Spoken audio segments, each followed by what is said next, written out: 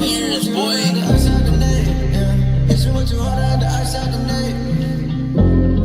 It's what you harder at the ice out the neck. When I'm in my zone, bitch, I get my respect. Call me bumping drugs.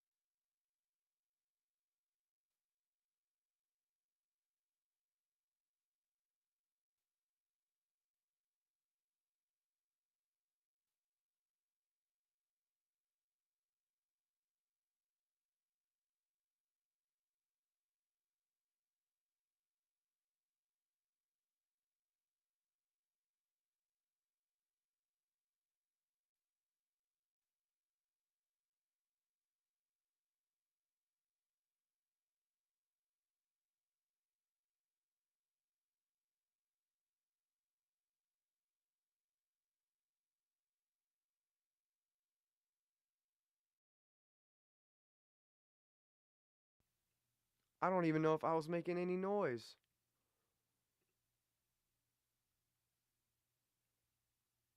Oh no. Well, there's probably going to be about 8 minutes of silence because I'm pretty sure that y'all weren't hearing anything I just said. So that's super cool and fresh and awesome. This is what you get for not paying attention to to things around here. I forgot to hit the on button on my microphone, and I didn't realize it till just right now. Um, so I'm gonna have to redo all the stuff that I just said. Um, so hello everybody. Welcome to another edition of Texas Sports World. I don't know if it caught all of that beforehand, so I'm probably gonna go through it again right here. Um, but Texas wins the national championship. Najee Kennedy gets shelled in game three, gets pulled after one inning. 5 runs, 5 hits. Texas goes up. I think it was 5-0, 6-0, 5-0. And then, man, I feel really dumb right now. I feel really dumb because I was on a roll there. I felt like I was giving a lot of good points, and I don't know if anybody heard me. So that's really cool. That's really, really cool. Really cool. Really cool and really fresh. Um, what I was saying is that when you look at how the two teams handled this game, handled this series, Mike White was getting the head coach for Texas got a lot of crap, on social media for uh for not pitching Tegan Kavan in game two. Now in hindsight, that was probably the best decision he could have made, because ultimately you're up 1-0 in the series. If you do end up, let's say Tegan goes out, throws another 100 pitches in game two, and she gets shelled. Now are you gonna send her out there for game three? You know what I mean? Game three, get winner take all. Maybe now she's really tired. Now you know what I mean. There's a lot. That's her pitch count is extremely high going into game three. And for all we know, she couldn't do what she did. She couldn't go 7 innings if she started all 3 games. Because you're talking about, Najee Kennedy, who just signed another $1.2 million deal the morning of game three to stay at Texas Tech, going, and her pitch count is up at the 220 mark. That's through 3 games. That's like a lot. Somewhere around there because she threw what 25 in this one. I think it was like 88 in game one, and then like 107. In game two, in game three, in game one, or something along. Those were some of the numbers. So ultimately, you're talking about probably 75 to 80 less pitches that Kavan threw. And Kennedy was she was the golden arm for Texas Tech. They weren't going to start anybody else in the College World Series. They knew they were outmatched and outnumbered, and they had to put their ace on the mound in order to even stand a chance. Now, ultimately, Texas had some shaky defense behind them. Tegan Kavan had some shaky defense behind her. Ultimately, I think they had. I saw a statistic that was like, in the College World Series alone, they had like 18 errors or something like that. But in all other games before that, they had 4. And I think they gave up 14 runs on 18 errors. Like that's a lot. That's a lot of that's a lot of gimmies. You know what I mean? And that to me shows just how good, this softball team really is. You're talking about a team that has the leading RBI. Like I think it's the leading RBI getter in the history of Texas softball. You're talking about the top. I think it's the top 2 leading RBI getters, and at this point, you're talking about probably one of the best pitchers to ever come through Texas outside of Cat. So like it was extremely impressive to see what Tegan was able to pull off. Going 7 innings. Now Texas Tech did have a little inning there where they kind of got a little bit lucky. In terms of they started getting some hits in, they started getting some runs across the plate. At this point you're thinking they could really find a way to fuck this up. And previous to that, Mia Scott hits a grand slam, boom. So if Mia Scott doesn't hit a grand slam there, let's say she strikes out, they get out the inning. This is a completely different ball game because at that point it was 5. I think it was 5 to or 6-2 or 6-1 or something like that. And then Mia Scott comes, boom, hits a grand salami, 4 runs on the board, 10 to, and then it's 10-1. We're 10-1 going into the 5th, I think. and all Texas had to do was score one run, and then you're talking about a series ender on a run ruled and on game three in the College World Series is crazy. That would be crazy, But ultimately, Texas Tech scores 3 runs. They try to make it a game, and then I don't know what it was. It was really it was wild to watch personally, um, because it looked like it looked like Tech started to figure Teagan out a little bit. It looked like okay, maybe they're starting to get some, put some metal on the ball, and then she gets through that inning. She comes out. I think it might have been the next inning after that, and just starts throwing heat and just starts blowing past these hitters. You know what I mean? She was absolutely ridiculous. 31 and a half innings pitched, 0 earned runs. That is GOAT activity. Okay? That is GOAT activity. That it was super it was extreme. I'm not gonna sit here and act like I know everything about softball or like that I was super into softball all year. But regardless, regardless, that what they were able to pull off and who they were able to do it against. You're talking about Kennedy, who was a like I mentioned, she was the golden arm. And she was shown on the broadcast like every 42 seconds. It didn't make much sense to me because why are you showing a player that clearly, I mean, maybe not clearly overpaid, but like, because she got him there. She pitched almost, I think it was 3/4 of the season for Tech. She started 3/4 of the games.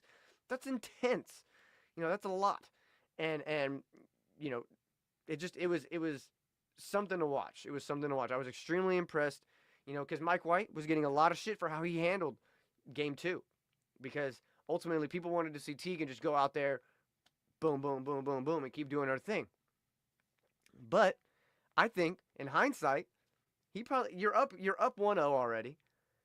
So it's not necessarily that you have a game to play with, because you don't want to give these teams any more, especially a Tech team who's hungry. You don't want to give them any more of an opportunity than they already have, So, but like I said, in hindsight, he came out, threw what he had to do and did what he had to do in game two. Tech wins. Now you're going to game three. Going to game three with the rested Teagan Kavan, who can go out there and throw the 111 pitches she did. Go the distance, 7 innings, 111 pitches. That's ballsy coaching, if you ask me, and it paid off. It paid off in the end. They end up taking home a ring. They light the tower, and if it ain't burnt, it ain't turned. You know what I'm saying? So, hell yeah! Shout out to the. That's all. I really hope that it did catch some of the stuff I said in the beginning, because I kind of went a little bit more in depth. And if not, it's a wash. And I hope that I got some of the information in when I turned it on. I cannot believe that I didn't turn it on to start this. That was super, super, super dumb. Anyways, now Texas softball has now set the bar in the major sports side of things at Texas. Obviously you got swimming and diving and tennis, and those they're in another stratosphere. They're just kind of like, they're going to do what they're going to do, and they're going to be good at it regardless of where they're at, of what conference or whatever you want to call it, whatever they're doing, they're going to be good at it. It's kind of like what it's been known to be now. And now you're talking about a Texas football team going into this next season with admittedly a lot of high expectations. You're talking about Arch in his first season. You're talking about an Anthony Hill. You're talking about a Michael Taft, All-American safety.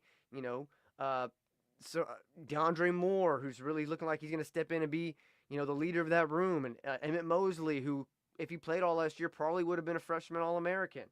And then Colin Simmons, who was arguably the best edge in college football last year as a freshman, going into year two, where he's only going to get better in a defense where you still got Trey Moore.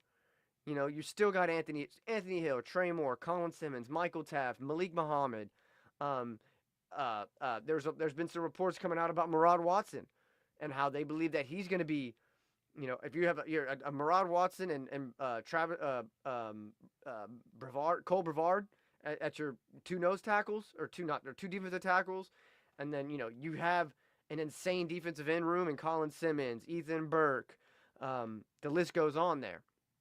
So the Texas defense should be the reason. Now I know you have a head coach in Steve Sarkisian who's a offensive minded guy, but the offense has a lot of question marks. We're talking about an offensive line that loses 4 out of 5 starters. Now granted, there's been some reporting come out this week about Trevor Gooseby playing left tackle and the fact that he's really made a lot of strides at left tackle. He's been all the buzz so far. The report is that they believe he can run in the mid 4.6s to 4.7s. That he's like 6'6", 310. That's a big human. He shouldn't be able to move that fast. And the fact that he's able to, move that fast and be that kind of athlete really could bode well in this coming up season. So obviously this collection of offensive linemen hasn't really played together before. But I don't know why everybody's talking like they're just a bunch of scrubs on the offensive line. Like, yes, it's a question mark, but I don't think it's going to be such a big question mark that it's going to cause, Now they can't. Now, with that being said, they're not really in a position to, lose somebody on the offensive line. I would argue because they have some depth there, but it's a lot of young depth.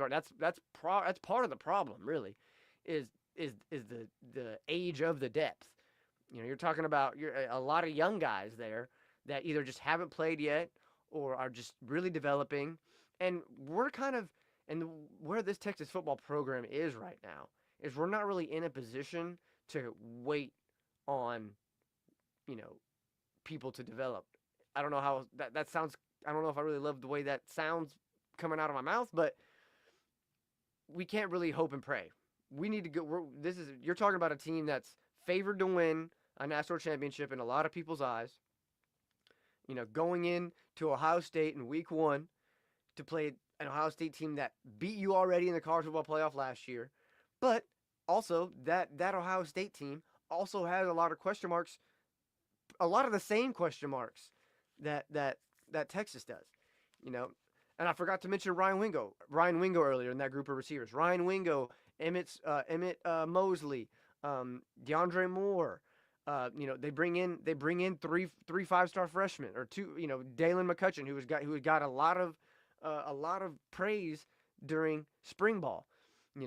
And there's been some a little scuttlebutt about why did they bring in a third quarterback, or they brought in a quarterback into the transfer portal. Ultimately, I think Sark is that was a my quarterback being hurt is not going to be the reason that my team fails, because odds are, God, knock on wood, but odds are Arch is going to miss a game or two next year. That's just how it's played out the last couple of seasons. Sam Ehlinger was really the last Iron Man. And, after that, it's been a lot of hit or miss. Even Sam missed some games. So, and Sam was beat up when he was playing. He was beat up. He was a beat up. They wanted to run him a lot in that Tom Herman offense. So, and I don't know. I think Sark has covered all his bases in such a way where, this Texas team should be able to take it the distance, in my opinion. Now, if Isaac was on here, he'd probably be laughing at me because, how can I say, he'd have something smart to say about it. But I think, if Alabama is going to be good this year, then I could argue so is Texas, because I'm not sure that, the Alabamas and Georgias of the world are in as good a position as Texas in terms of how the rosters were built. Now, granted, those teams and the upper echelon SEC teams are still SEC teams. They're still going to play very good. They're still developing guys. There's no question about that. But I think the way Texas has stacked classes and how the players they've brought in have been able to be immediate, the Colin Simmons of the world, Anthony Hill, Malik Muhammad, you know, I'm sure I'm missing a few names there, but those three guys alone, you know, should are going to be able to hold this defense. I think are going to be able to hold this defense, and I think that if you know defense wins championships, offense sells tickets. You know, and if this defense has the ability to withstand an Ohio State passing attack that is coming, because ultimately Ohio State brings in Brian Hartline, not brings in, but adds a Brian Hartline to as their offensive coordinator, moves him from wide receiver coach to offensive coordinator. He's a wide receiver coach, so you could kind of guess where they're gonna kind of lean in terms of tendency, maybe. So and Trey Moore, another pass rusher slash linebacker that could get after it. And Ohio State's bringing in Julian Sayin. Now, Julian Sayin was and is a very good quarterback coming out of high school and now. But is he the same type of quarterback that Arch Manning is? Is he at that same level? Does he have the same game rep that Arch does? Granted, Arch did play against lesser teams, but and he didn't play well against the hard teams that he had to get in and play against. That's fine. I don't really hold that to him. It's really about being in games in general, in my opinion. He's got a feel for it. He knows, and now he's going through a whole off season where he's gonna be getting every single rep, every single practice, gonna be the starter every single day. There's no question about it. And honestly, it's probably better because he doesn't have because the backup is Trey Owens or KJ Lacey or the guy they brought in from Troy or I think it was Troy. I can't remember off the top of my head. I'm drawing a blank. Or the transfer quarterback they brought in. So he's not in the same position as Quinn was last year, where Quinn had everybody in his ear talking about Arch. Every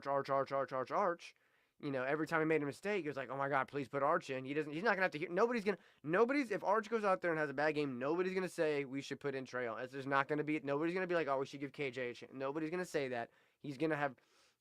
People are gonna give him he's gonna have a lot longer leash than Quinn ever had. At least in terms of fans.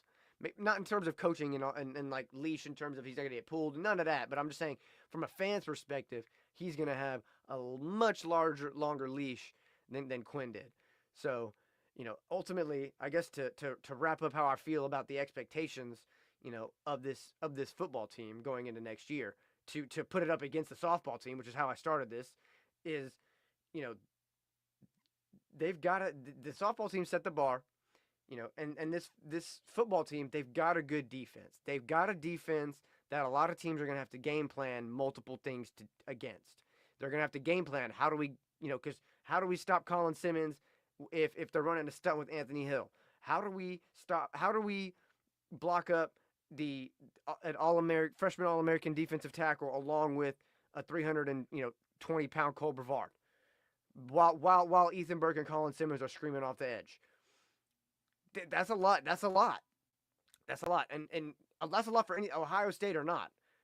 Ohio State being, yes, they have good players. They develop, they recruit. Yeah. All of that's fine. So have we. So they still got a game plan because in college football, it's any given Saturday. Just because you're a good team doesn't mean that you're going to have a good game every week. You've got to be consistent. Now, Texas is going to the shoe next year at Ohio State. That's going to be how this season plays out. Now, I'm not saying it's dependent upon week one, but we're going to learn a lot about this team in week one. We're going to learn a lot about them. We're going to find out, are they able to stop a pass heavy offense, which they admittedly probably struggled with a little bit last year, in my opinion. Not just now, obviously you have the Thorpe Award winner, but when you got to playing good quarterbacks makes it a whole different ball game. When you played Florida, you played a walk-on, beat the hell out of them. But come on, let's not act like we were playing a top quarterback of last year. Let's not overcook this. Okay, if we're good, we got to be honest with ourselves, guys. We got to be honest with ourselves if we're gonna talk about the expectations for next year. Because yes, the expectation is go win a national championship. That is the expectation. But we got to be honest with ourselves about what could happen, what could go, what things could stop us from doing that, so that when it happens, we're not really surprised by it, and we could talk about it. And this is a safe space. So ultimately, the expectation is go win a national championship. The expectation is have a top 20 defense, probably higher, probably top 10 defense. Preferably, probably top 5 is where I see them being. Top 5 defense in the country. And if you stay healthy on offense next year, you've got a lot of weapons. CJ Baxter is going to be back. Okay? You still have Trey Wisner, who was a 1,000-yard rusher last year. You still have Ryan Wingo, who showed a lot of promise last year. You still have, you get Emmett Mosley, who also would have been a freshman All-American had he played all last year. So